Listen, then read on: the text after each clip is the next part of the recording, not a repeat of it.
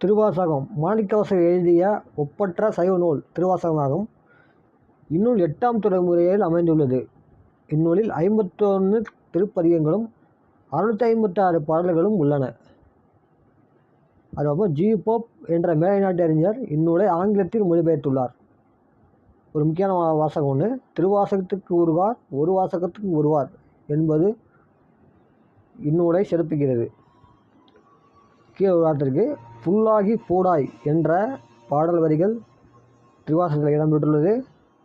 மானுட பிறப்பினுள் மாதா உதிர்த்து ஈரமில் கிருமி செறினில் பிழைத்தும் என தொடங்கும் பாடடி திருவாசகத்தில் இடம்பெற்றுள்ளது. திருவாசகம் மாணிக்கவாசகர் எழுதிய ஒப்பற்ற சைவ நூல் திருவாசகமாகும். இந்நூல் 8ஆம் தலைமுறையில் அமைந்துள்ளது.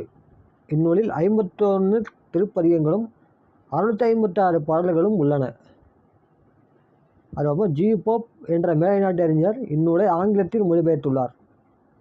ஒரு முக்கியமான வாசகம் ஒன்று, திருவாசகத்துக்கு ஒருவார் ஒரு வாசகத்துக்கு ஒருவார் என்பது இந்நூலை சிறப்பிக்கிறது.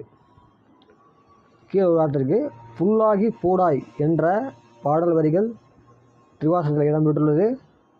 மானுட பிறப்பினுள் மாதா உதிர்த்து ஈரமில் கிருமி செறினில் பிழைத்தும் என தொடங்கும் பாடடி திருவாசகத்தில் இடம்பெற்றுள்ளது.